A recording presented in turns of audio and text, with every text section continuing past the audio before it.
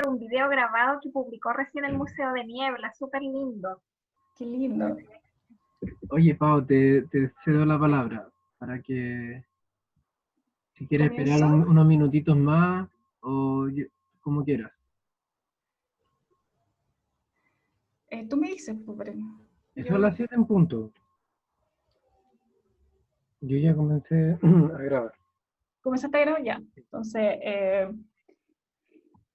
hola, saludo a todos los amigos que participan en esta segunda fase de la charla realizada el día de hoy. Saludo a Lucía Bello, colega bibliotecóloga y coordinadora de las bibliotecas regionales en Los Ríos. Y saludo a Nelson Santibáñez y obviamente a Breno, que somos parte del grupo de iba a decir los esplendores, pero del grupo de Memoria Mistral. Así que el objetivo de este encuentro es que principalmente podamos como compartir nuestra apreciación en torno a Gabriela Mistral, hacer algunas preguntas. En mi caso me interesa mucho el posibilitar los accesos a las colecciones, que es parte como del trabajo que yo he realizado cuando llegué al museo, como mostrar los archivos, mostrar las bibliotecas y lo que yo comenté que es una postura de acceso de acceso público pero activo, que es facilitar todas las instancias para que las colecciones, ya sean las patrimoniales o las contemporáneas, lleguen al público. Y en este día, además, quisiera citar algunas de las palabras de la propia Gabriela Mistral, dichas el año 55, en conmemoración del Día Internacional de los Derechos Humanos. Miren, voy a leer unos breves párrafos muy significativos al respecto. Ella nos dice: hace 8 años, 2 palabras bajaron hacia las multitudes de varias naciones y de millones de hombres, y son esas palabras las que celebramos hoy en la forma de los derechos humanos. Muchas patrias ya conocían esta honra, pero no eran todas las criaturas quienes gozaban de estos derechos. Este día llegó por fin hace 8 años y lo celebramos como un nacimiento pascual. Esto lo dice Mistral el 55, 2 años antes de su muerte. Así que celebramos también esta fecha tan simbólica y que hace estas sincronías con el Nobel y este discurso tan significativo en torno a los derechos humanos. Bueno, abro la palabra. A ver, Lucía, cuéntanos cómo está el tema de Gabriela Mistral. Mira, en el caso personal, aquí yo puedo hablar desde mí en primera instancia. Gabriela Mistral es una autora, es una mujer que más que leerme toda su obra, empecé a conocerla a través de los poemas musicalizados que hacía en su tiempo Charo Cofré con Hugo Arévalo. Y después me fui metiendo de a poco en lo que ella es como su biografía. Recuerdo alguna muy buena antología biográfica que sacó Santillana hace muchísimo tiempo. Yo estaba en año 80, sí, debe ser inclusive anterior. Y entonces empecé a descubrir a esta mujer maravillosa, tan adelantada a su tiempo, y que de alguna forma la encuentro irreverente, la encuentro una mujer absolutamente consecuente con lo que ella piensa, con lo que ella cree también, con lo que ella vive. Y de alguna manera hemos tratado también acá desde la coordinación ahora, ir de a poquito en este afán inclusivo de ir incorporando algunas lecturas de poemas de Gabriela Mistral, porque creemos que necesita ella ser relevada, necesita ser más difundida. Si bien es cierto, tiene un premio Nobel, pero a veces también se la comen, entre comillas, se comen obviamente, como que se pierde entre otros autores, ¿no? Entonces, yo creo que justamente instancias de esta naturaleza, como lo que estás haciendo tú, Paola, con tu equipo, son necesarias para acercarnos a Gabriela Mistral.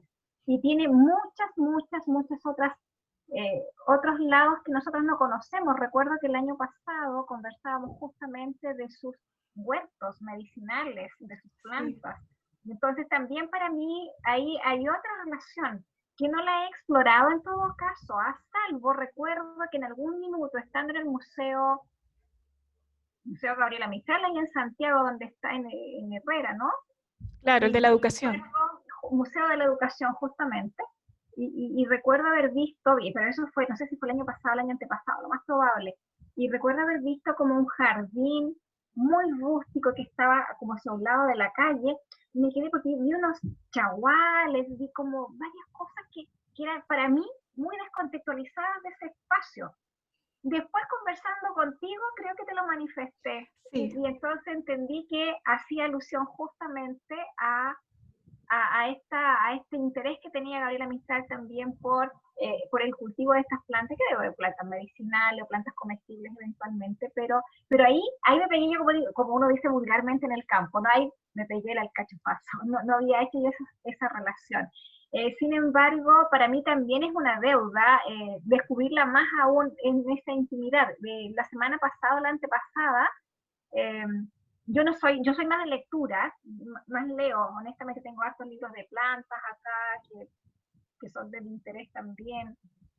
Y estos días me metí a Onda Media y justamente hay un documental sobre la Gabriela Mistral y Doris Dana, lo encontré súper delicado, súper bello. Entonces, de alguna forma he sentido que este último tiempo, sin querer queriendo, como que Gabriela Mistral me está llamando. Entonces, hoy día, claro, tiene que ver también, más allá que te acompañe a ti, tiene que ver también con esa mirada, con esa necesidad que uno va sintiendo de ir acercándose y de ir conociendo a determinadas autoras que muchas veces, insisto, son invisibles, pero están presentes absolutamente y están más vigentes que nunca. Me encanta, por ejemplo, bueno, muchas de sus obras, pero El placer de servir lo encuentro de una delicadeza y que de alguna forma también nos refleja a todos y a todas en los oficios más sencillos. Se fija, entre otros análisis que uno puede realizar de ese documento, ¿no?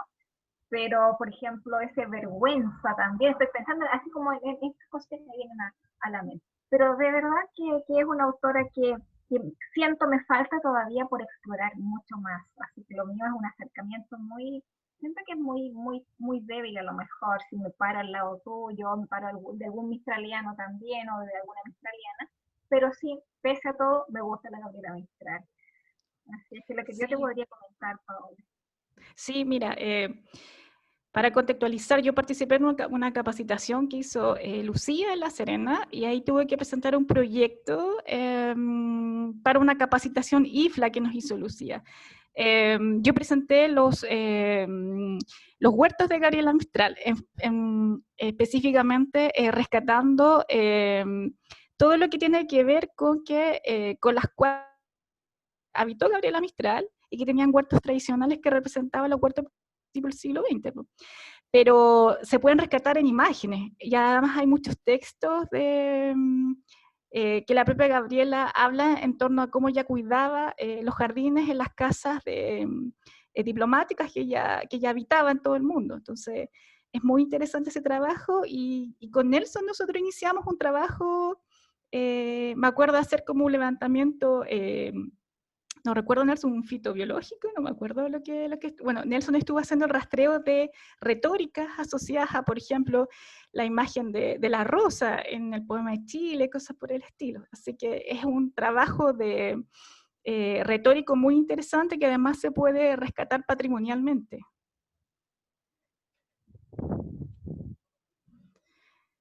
Bueno, y la charla en torno a los...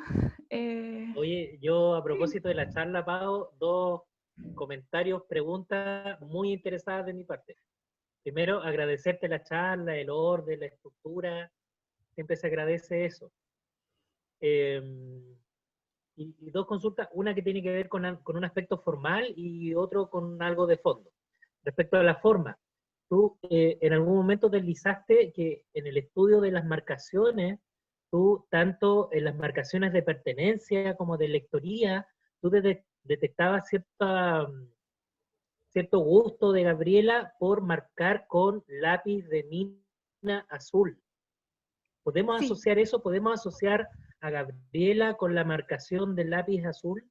Así como, por ejemplo, haciendo el paralelo a Neruda lo asociamos a la tinta verde, ¿podríamos asociar a Gabriela con la letra de lápiz mina azul? Mira, con respecto a las marcaciones, yo he encontrado marcaciones de Gabriela Mistral, el lápiz negro grafito y el lápiz azul grafito, de Doris Dana con lápiz rojo en imprenta y de Yin Yin en tinta. Esas son como las diferenciaciones que yo he logrado hacer.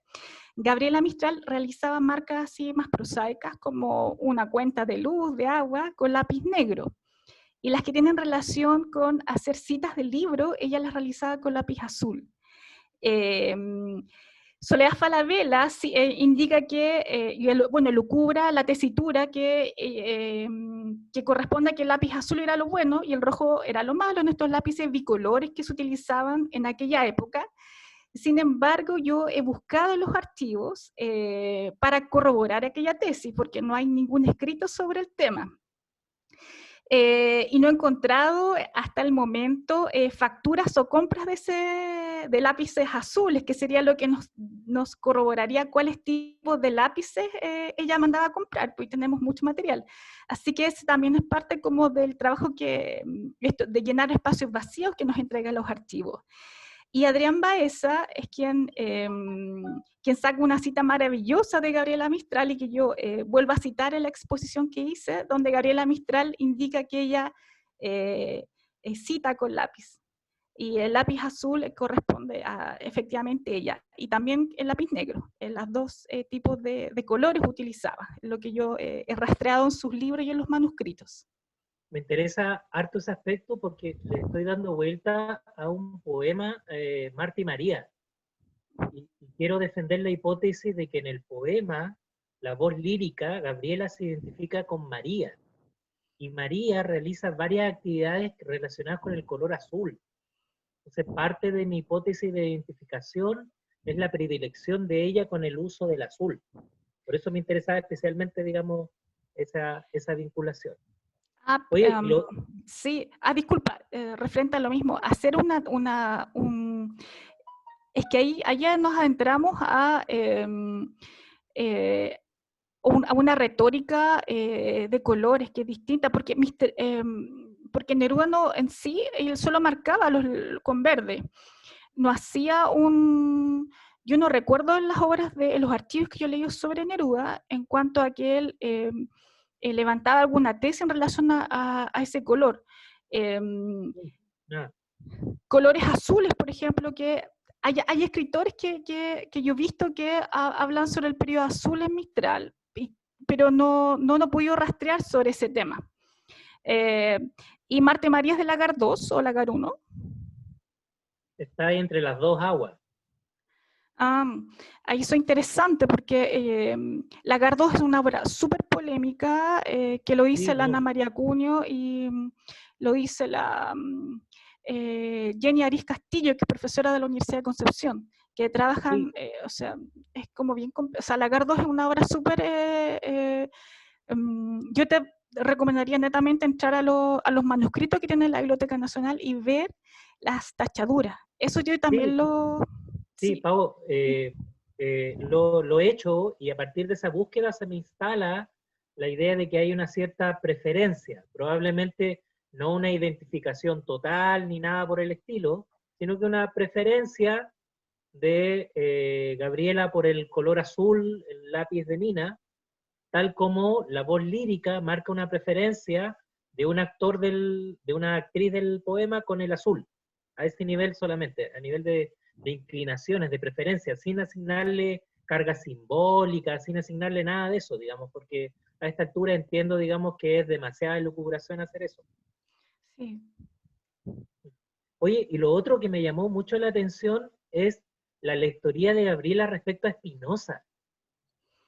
Sí. Oye, me parece súper interesante porque, y de hecho quería preguntarte si recuerdas cuál es el texto de Spinoza que está en el corpus. ¿Podría ser la ética de Spinoza? Lo nombré en la exposición, el discurso de teología y política, me parece. Ya. Claro. Ese es el texto que yo vi y está marcado. Ya. A mí me llamó mucho la atención que leyese tanto a Nietzsche, que lo consignara como religión, y existencialismo también, tiene harto de Sartre. Sí, me queda marcando lo de Spinoza porque Spinoza desarrolla un concepto de trascendencia bien particular, ¿ya? Y nunca me había detenido a pensar de que el poema de Chile, la dimensión trascendente del poema de Chile, o una aproximación teológica al poema de Chile, coincide harto con el concepto de Dios en Spinoza. Claro, Y si los sí, corpus que tú estás definiendo más o menos se circunscriben a la década del 30 y el 50, son las sí. épocas en las cuales Gabriela trabajó fuertemente el poema de Chile. Entonces podría haber un vaso comunicante interesante ahí. Sí, mira, hago la asociación en este sentido en qué importantes son los grupos interdisciplinarios al momento de hacer estos accesos a grandes corpus, ya sea de libros o de archivos. En el caso de los bibliotecólogos, que nos especializamos en manuscritos modernos y en colecciones patrimoniales, es muy importante poder trabajar con expertos en filosofía, en teología, literatura, que puedan establecer rutas de acceso interesantes y establecer estos diálogos que a primera instancia no parecen tan fluidos si uno no maneja el tema, pero cuando uno entra en colaboración con otros colegas, se enriquece tanto el análisis. Así que, bueno, para todos los que pertenecen a otras áreas del conocimiento que nos están viendo, parte de mi trabajo, como dije al principio, es aperturar colecciones y establecer todos los vínculos posibles que podamos hacer de manera colaborativa para poder leer a Mistral, pero en primera persona, sin la mediatización que hemos visto, tanto de ella como de las escritoras de principio y de mediados del siglo XX. Aquí cito, por ejemplo, a escritoras feministas que han hablado de cómo la obra de esta mujer ha sido fuertemente infantilizada, o solo de accesos biográficos, accesos románticos, y no es así, sino que fue una crítica que las leyó desde esa enunciación, desde ese espacio. Entonces, estas relecturas que estamos haciendo de Mistral hoy día, en el año 2020, dicen relación con esas reaperturas y esas relecturas. Por ejemplo, les cuento, yo estoy trabajando ahora con otra colección que es también patrimonial, que es el Barnard College, pero desde el punto de vista de mujeres. Entonces, he rastreado esta red de lectoría de mujeres de principios del siglo XX. Estamos hablando de bueno, Victoria Ocampo, Juana de Ibarburu, que son las más conocidas, pero también de Ida Vitale, Guadalupe Amor, con las cuales se inicia el modernismo en México, y todas ellas participan de una red de escritoras muy importante, y en el museo tenemos sus marcaciones, y también en el archivo que recibimos de Doris Atkinson, que está actualmente en la Biblioteca Nacional, se puede hacer un trabajo de rastreo muy interesante para respaldar las tesis. Entonces, por ejemplo, si tenemos las tesis que Gabriela, junto con estas mujeres, establecía redes de compañerismo, de trabajo colaborativo, y que eran todas feministas, activistas sociales, etcétera, están los documentos que avalan las tesis, porque una de las grandes falencias que vemos en Gabriela Mistral es que se le cita sin hacer referencia a las tesis. Entonces, que nos reapropiemos realmente de lo que ella quiso decir, de lo que ella habló, de lo que ella respaldó, y para eso tenemos los libros y los manuscritos. Y también, por ejemplo, cierro como la charla diciendo que es importante que las instituciones que somos custodias aperturemos esas colecciones y que no mediaticemos más allá de lo que el material puede entregarnos, a fin de que las personas puedan leerlas ellas mismas. Una de las primeras, bueno, yo soy licenciada en literatura, y junto con bibliotecóloga, y uno de los las primeras enseñanzas que nos enseñan de literatura es que los puntos de acceso siempre son múltiples, y todos los puntos de acceso son válidos. Entonces, no hay una visión como unitaria o más, digamos, es correcta sobre Mistral. Y eso es lo que nos permite, por ejemplo, no sé, poner el caso del Quijote, seguir leyéndola y trabajar muchas tesis, y va a seguir siendo leído. Y así Mistral, como hoy día la leemos como fuertemente desde el punto de vista de la... no sé, de su americanismo, de su postura feminista. El 2050 van a ser otras lecturas las que van a interesarnos de Mistral. Y para eso siguen manteniendo los manuscritos, los libros y todas las fuentes de información es muy relevante.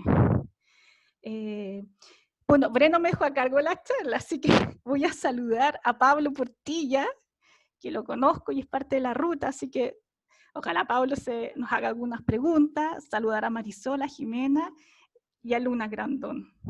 Y si nos quieren hacer algunas preguntas también.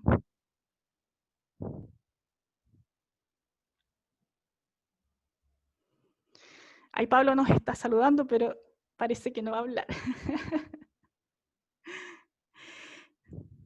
Bueno, aprovechando que está Nelson y que él también hizo una charla sobre la masonería en Gabriela Mistral, si es que entre los 170 autores más o menos que yo he rastreado, si pude darles una mirada un poquito más acuciosa al pantallazo que yo puse, y hablarnos de la importancia también del humanismo y de la masonería formativa en Mistral.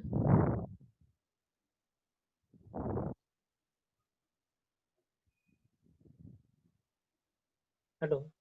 Sí. Sí, lo interesante, Pau, de esta panorámica que hemos intentado con Esplendores es que abordamos la misma dimensión, la espiritualidad, pero en momentos y en claves distintas del desarrollo de Gabriela, porque ella efectivamente no es un bloque de cemento que permanece intacto en el tiempo, sino que va mutando, se va adaptando, se va enriqueciendo, va sumando experiencias, una especie de palimpsestos que se van escribiendo.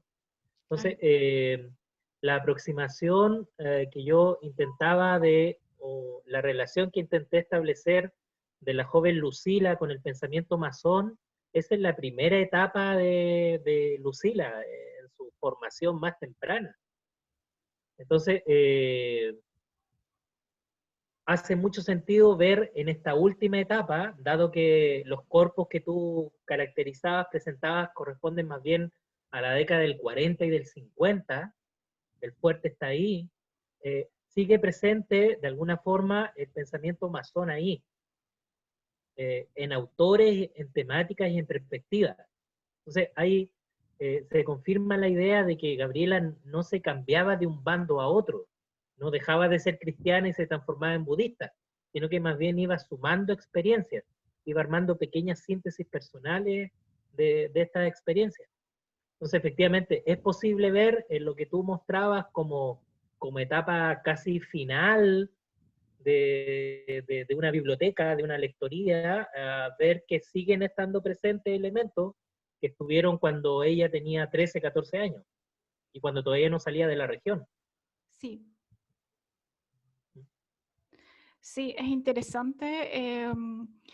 Bueno, también yo no alcancé a hablar específicamente sobre...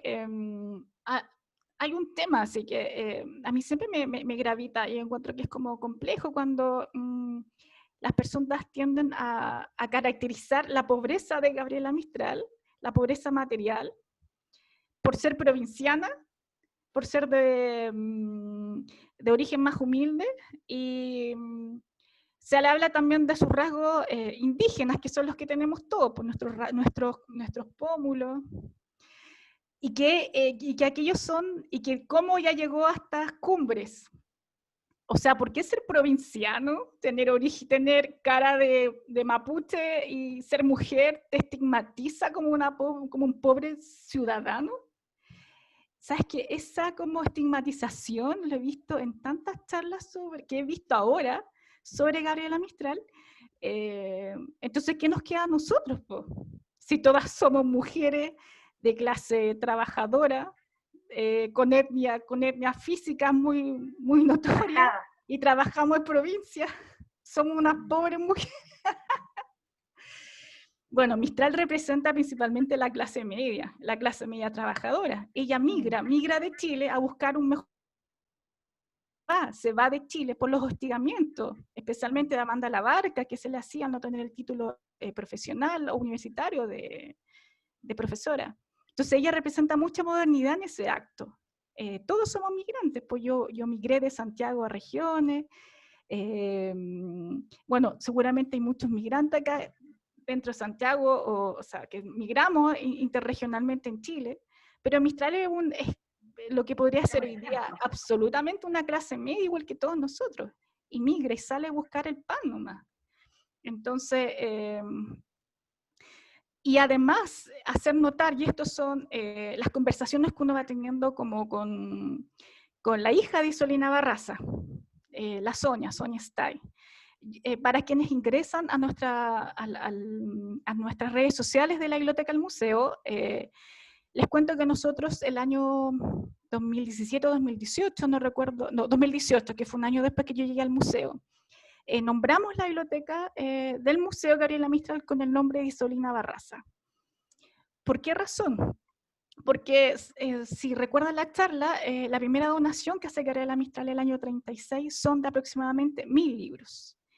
Esto ella lo hace en vida, y lo hace con el objetivo de crear la primera biblioteca pública en el Valle del Elqui, una biblioteca comunitaria de uso por todas las personas de aquel momento. Quien gestiona el envío de estos libros es su hermana Melina Molina, esto está testimoniado en cartas, pero quien recibe aquellos libros y quien lo transforma en una biblioteca, es decir, servicios de préstamo, de guardado, de clasificación, es Isolina Barraza.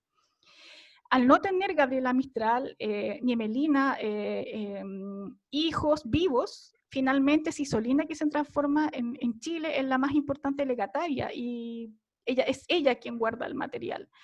Entonces, en conmemoración y en reconocimiento a que ella formó la primera biblioteca en el Valle, colección con la cual además se forma el Centro Cultural Gabriela Mistral, el año 35 se hacen como las intenciones de formar el Centro Cultural Gabriela Mistral, pero que se hace vivo el año 36 con estas donaciones de Mistral. Decir que es muy importante dar a conocer que estas son colecciones que nacen por el propio desiderato de Gabriela Mistral, de que estos libros llegasen que fuesen un acceso que ella no tuvo en su momento, a tener una biblioteca sumamente enriquecida en aquel momento. Porque aquí no hacen pan con chocolate. No, y no hacen pan sin Fruta. No, sin fruta confitada. Marisol, te estamos escuchando, si puede ser. Yo no sé si Breno puede. Ahí, listo. Bueno, entonces lo que estaba comentando en torno a esa biblioteca es eso, nace con esa primera colección, por eso nos llamamos en homenaje a Isolina Barraza. Bueno, Isolina es todo. Isolina es el nexo con Mistral en Vicuña y con Chile. Isolina gestiona toda la expropiación para que el predio donde nació Gabriela Mistral sea hoy el Museo Gabriela Mistral de Vicuña. Bueno, Isolina es un norte para nosotros muy importante. Así que yo no quería dejar pasar aquello y recordar que en Vicuña están las personas que conocieron a Gabriela Mistral. Y una de las hijas de Isolina tuvo 2 hijos, Raúl y Sonia. Y con Sonia trabajamos harto en el museo. Y Sonia fue la persona que a mí me hizo reflexionar en torno a esta estigmatización de Mistral. Y decir que porque ser provinciana, mujer, de clase media, era como, ¿es lo peor que te puede pasar en el mundo? No, no es eso. Y que Gabriela finalmente representa la clase media que migra, pero no esta pobre mujer que... No es así. Es una mujer muy fuerte, de un enorme discurso político, social, y cuando ella habla de los sistemas educativos, se da una tremenda vuelta y pasa por todas las escuelas, hasta finalmente llegar al modelo de su hermana, que está muy asociado a los modelos educativos más contemporáneos que se están trabajando ahora. Yo recomiendo mucho los artículos de Adrián Baeza para estudiar en torno a pedagogía en Gabriela Mistral y cómo ella finalmente hace una reconstrucción de lo que son las escuelas en su momento. Y cómo Gabriela hace una postura crítica muy fuerte a lo que en su momento le tocó lidiar, que fueron las escuelas de corte universitaria con Amandia Labarca, siguiendo esa línea, y la escuela tradicional de preceptores, las escuelas normalistas. Ella también fue muy crítica sobre ese tipo de instituciones. No sé si hay alguna pregunta bueno, vi que se sumó también Paula Ceballos y Mariana Palma, así que las saludo. Colegas de Coquimbo, qué bueno que participen acá con mucha alegría haber podido mostrarles lo que tenemos en el museo, que está a disposición de todos ustedes para que puedan generar estudios, libros, etcétera, todo lo que... Hola Paola, qué gusto saludarte. Oye, escuché atentamente tu exposición, te seguí ahí, me pareció curioso, me pareció súper bonito eso de las marcaciones y muy acucioso tu trabajo, que con lápiz azul y cosas así, me pareció muy, muy acucioso, así que te felicito, todo esto que nos ha producido Breno en el fondo, nos ha ido dando estas sesiones, ahí le mando un abrazo a Breno, lo veo, y nada, pues muchas felicitaciones nomás, y los estoy siguiendo ahí, todos los aportes que han dado y esta nueva mirada de la Mistral. Así que muchas gracias.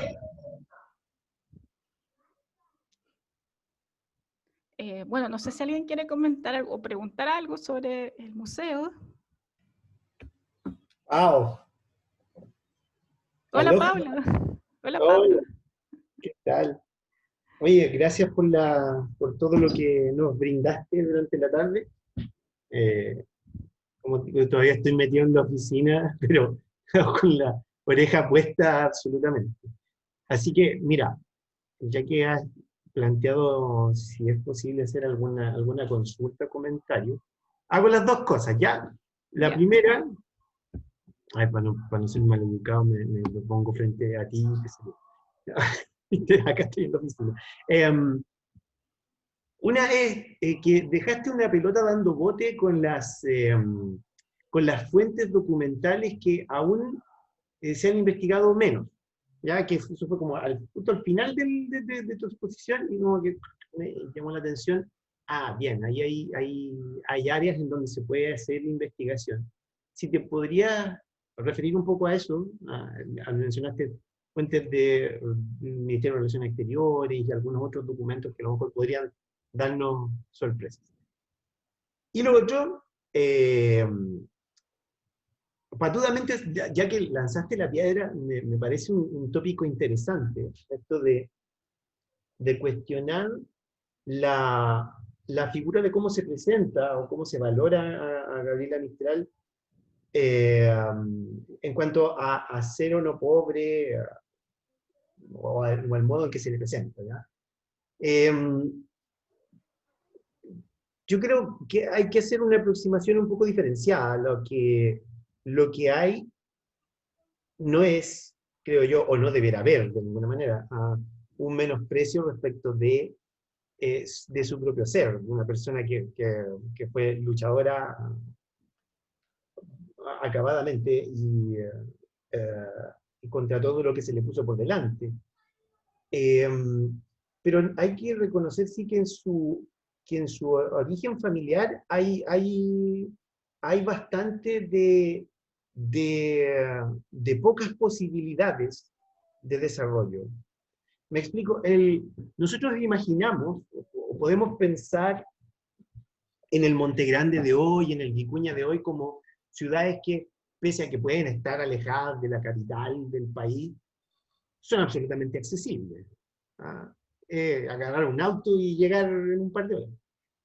Pero hay que ponerse en el tiempo en que Gabriela nació en 1889, poco antes de la guerra civil que hizo pedazos a este país, la de 1891, en una zona que estaba ya alejada de La Serena, que era la capital de la provincia de Coquimbo de aquel entonces, y mucho más de lo que era la capital. Y en ese entonces sí que la capital era la capital. O sea, La Serena era una ciudad pequeñísima en aquel entonces. Bajo ese contexto histórico es que, claro, esta Gabriela Mistral, Lucila Godoy en el principio, nace en una situación en que claramente era más fácil haber continuado más o menos lo que podía haber hecho la línea de su hermana Emelina, siendo profesora maestra rural, que haber salido de ese centro e iniciar todo lo que inició. En ese sentido se ve como un cierto desvalimiento.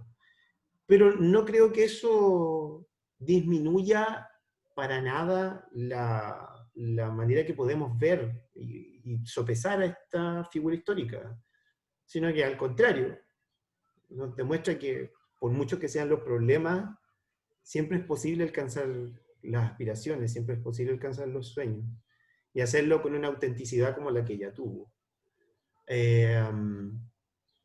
Digo, para meter un poco de cuchara dentro de estas conceptualizaciones que se estaban haciendo y que de suyo me parecen súper interesantes.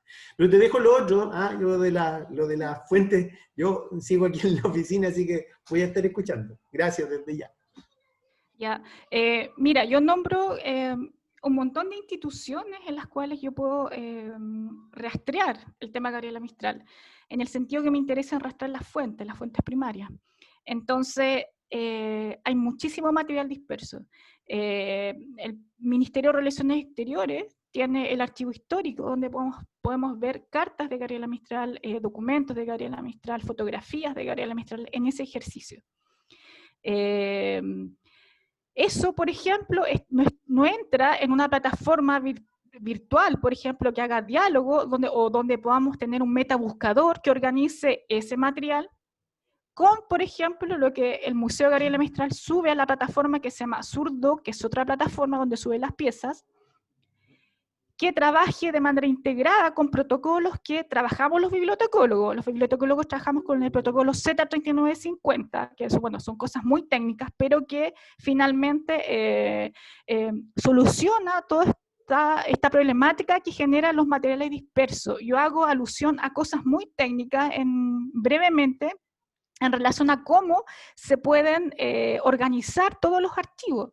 Entonces, tenemos un montón de fuentes dispersas. Tenemos, Biblioteca Nacional, tenemos Universidad de Chile, Universidad Católica, Universidad de La Serena, tenemos el Ministerio de Relaciones Exteriores, tenemos material que está en los colegios donde ella ejerció. Yo también he visto que los consulados tienen también muchas fotografías de Gabriela Mistral que no son parte del legado Atkinson, que es lo que generalmente uno va bajando, que es lo que está disponible. ¿Y por qué está disponible? Porque hubo un equipo de bibliotecólogos que trabajaron con metadata, lo subieron a archivos en lo que se llama los catálogos de acceso abierto para que se puedan realizar, y trabajan con estos protocolos que son interoperables con otros protocolos de recuperación de información y de organización de la documentación. Entonces tenemos un corpus realmente, o sea, yo encuentro prensa, yo tengo material de Costa Rica, tengo material de todos los espacios donde Gabriela Mistral fue a dar charlas, y hay mucho material en prensa disperso. Y no hay aún un espacio único que haga dialogar todos estos corpus para poder entregarlos de manera completa a la ciudadanía. Porque, ¿qué pasa? Siempre hay un mediador que finalmente selecciona de manera subjetiva el material. Entonces, muy importante para los investigadores que puedan disponer de todo aquello que está disperso, pero que de manera virtual se podría unir. Eso es bueno, y el tema de las logias, pues también, o sea, también es súper importante como empezar a pesquisar estas lecturas formativas, porque la cosa interesante que nos entregan los archivos nos hacen llenar estos espacios vacíos. Por ejemplo, si yo leo, no sé, Almácigo es una obra póstuma, pero debería incorporar efectivamente las tachaduras. Si tú no incorporas las tachaduras, estás presentando un documento como finalizado. Entonces, y eso no es, no entraría realmente con una lectura pertinente a Gabriela Mistral. Entonces, esas son como las reflexiones que yo quise como plantear al momento de establecer que habían como responsabilidades de todos los espacios que tenemos, libros, manuscritos, documentación, y bueno, y ciertamente no solo de Gabriela Mistral. Abro esta discusión también a todas aquellas instituciones que tienen patrimonio bibliográfico, de Pablo Neruda, de Juan Emán, nombre ahí, de Nicanor Parra, por ejemplo. Estos son patrimonios bibliográficos nacionales. Entonces, aquí hay una necesidad importante de hacer como estos accesos que sigan estando como gratuitos y públicos a toda la ciudadanía sin ser espacios como para ciertos privilegiados. O sea, tú tienes que, tienes que ser doctor en literatura para poder acceder a un manuscrito de Gabriela Mistral. Tienes que ser de la prensa, tienes que ir con una cámara de TVN para que te dejen entrar algún manuscrito. Entonces, claro, si no te dejan verlo por un tema de conservación, tienen que digitalizarlo. Entonces, estas son las problemáticas finalmente como que finalmente uno tiene que hacer ver, y con instituciones públicas también. Miren, reflexionar, por ejemplo, da lo mismo una edición de Poema de Chile de, aquí está Paula, ¿cierto? Paula Ceballos. De Paula Ceballos, de Pomaire o de La Pollera, da lo mismo. Revisen poemas y se van a dar cuenta de enormes sorpresas. Les cito un ejemplo magnífico que nos dio Soledad Falabella en una charla entre amigos, en donde ella compara hallazgos. Y, por ejemplo, la edición regional de Paula Ceballos es idéntica a la de Pomaire y mantiene todos los párrafos originales del poema Hallazgos, pero comparen con La Pollera Ediciones. Y ahí van a ver las diferencias. Así que es muy interesante este trabajo de las primeras fuentes, de los manuscritos de las instituciones que custodian y que divulgan la información, y las bibliotecas como espacios públicos. Y nosotros que estamos todos acá, que somos ciertamente como agentes culturales que mediatizamos la obra de Gabriela Mistral, hacer juicios críticos sobre ese ejercicio. Y salta la otra pregunta que me hizo Pablo en relación a miren, es un tema como de la semantización de la figura y de la figura femenina. Entonces, yo también pongo en discusión cómo el discurso machista, de alguna manera, nos presenta la figura de Gabriela Mistral. Provinciana, mujer y pobre. Bueno, estamos hablando de principios del siglo XX, ¿cierto? Eso sin lugar a duda. Yo puse una fotografía de Monte Grande del año 54. Pudieron ver perfectamente que no había pavimento, etc. Comparto con Pablo que uno puede lucubrar fácilmente que no habían servicios básicos, que Gabriela vivió en una casa que, bueno, ni la de Vicuña, que vivió hasta los 3 años, ni la de Monte Grande, eran de ella, porque la que vivió en Monte Grande en verdad era la casa de una profesora rural. Eso es lo que ella vivió en la casa que el Estado le prestó finalmente a Melina. Entonces, pero hay que pensar, miren, hay que pensar que en esa época ser hija de un profesor no era cualquier cosa. ¿Sí? Uno ve las escolaridades de aquel momento, las escuelas que habían en Chile. Básicamente trabajar con análisis estadístico nos permite entender que Gabriela Mistral recibió, en los pocos años que recibió educación de parte de su hermana, una educación de primera calidad. O sea, ella vivía con la profesora para niñas del Valle. Entonces, siento que hay una visión como tan centralizada de Santiago, hablando como santiaguina, de estos imaginarios o de estas figuras como siempre como tan centralistas frente a los temas. ¿Por qué ser pobre, vivir en el valle? O sea, ella misma nos habla que vivió una riqueza con la naturaleza de manera excepcional. Entonces la seguimos viendo con los cánones que hoy día valorizamos como asociados a una educación privilegiada. O sea, porque no estudió, no sé, en la Universidad de Chile en ese momento, o porque, no sé, yo estudié en un colegio público, yo no estudié en un colegio privado, fue una universidad pública. Entonces, yo lo que planteo ahí que es que Gabriela Mistral está siendo también así estigmatizada actualmente de una visión muy masculinizante y muy machista sobre el tema. Básicamente con esto hablo con los binomios que trabaja el patriarcado, ¿cierto?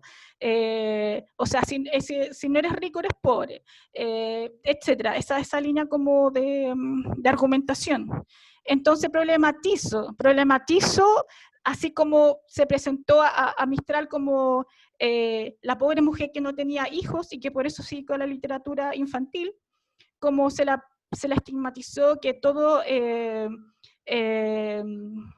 los sonetos de la muerte eran casi biográficos relacionados con el, entre comillas, novio que tuvo.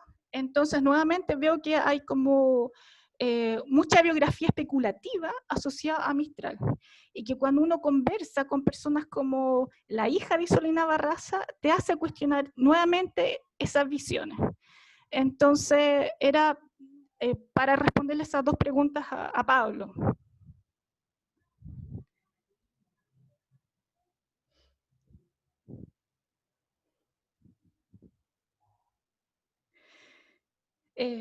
No sé, Breno.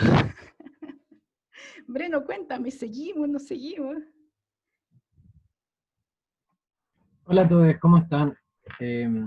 Sí, está abierto a preguntas del conversatorio. La idea es que reflexionemos y profundicemos respecto de la charla de Pau Córdoba, pero que también escuchar sus apreciaciones, sus cariños y respetos sobre Gabriela Mistral y la influencia quizás en sus trabajos desde sus quehaceres. Está abierto el micrófono.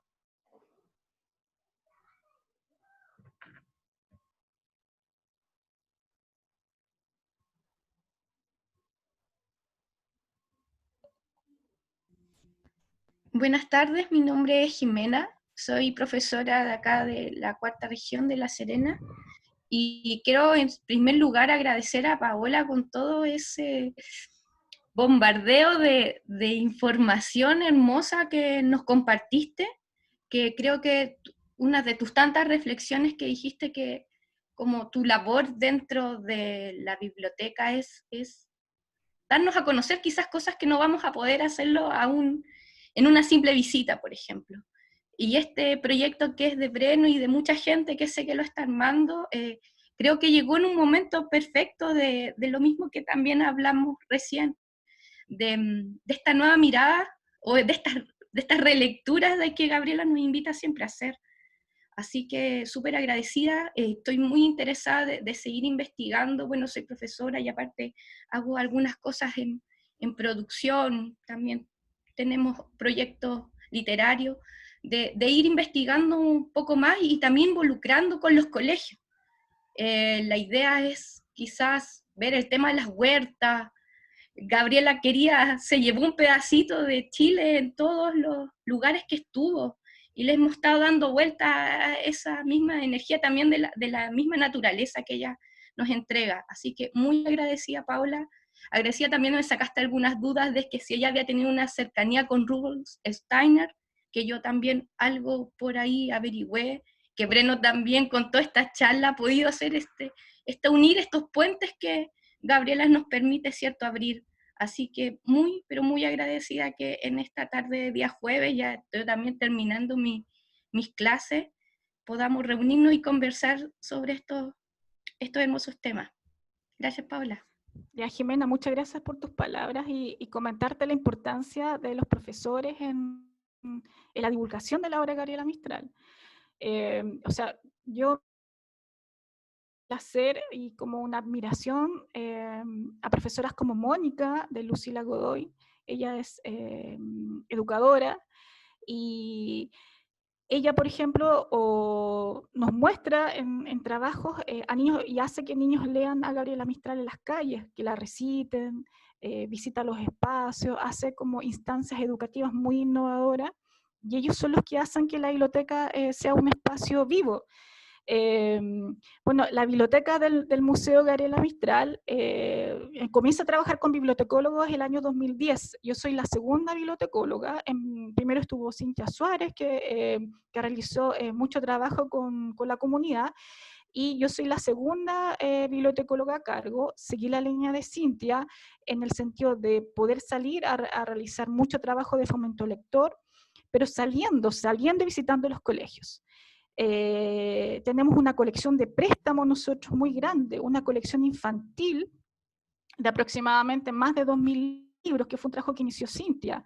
Y cuando llegué yo, heredé todo ese trabajo con el tema de hacer mucho fomento lector y mediación lectora. Y ciertamente había un vínculo muy fuerte con la comunidad, pero en particular con los profesores y los educadores de todo el valle. Estamos hablando de trabajo que se hace con Monte Grande, que se hace con Orcón, con Guayihuayca, y pensando en Mistral, ¿qué quisiera Gabriela Mistral con sus libros? ¿Cuál sería el legado que nosotros deberíamos hacer con ella?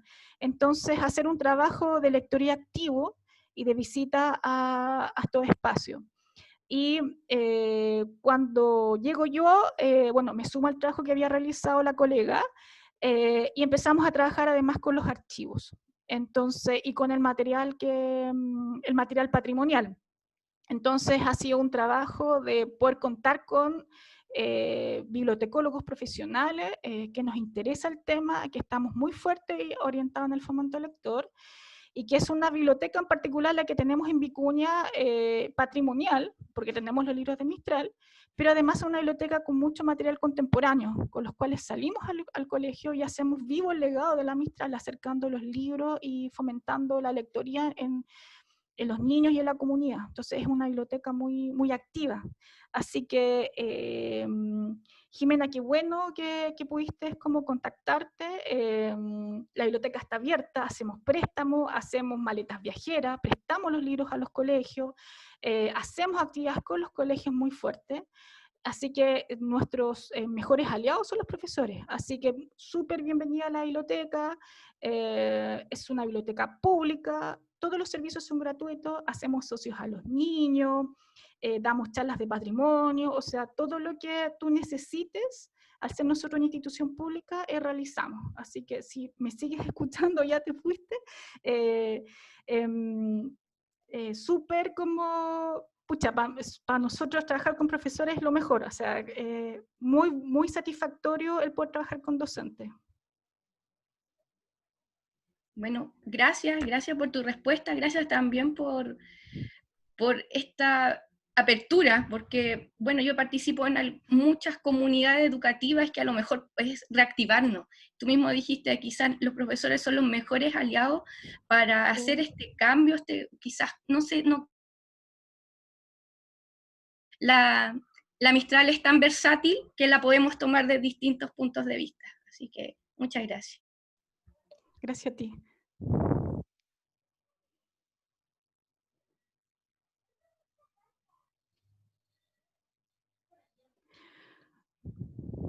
Bueno, si no hay más comentarios, yo creo, Brenda, que podríamos dar por cerrada la conversación.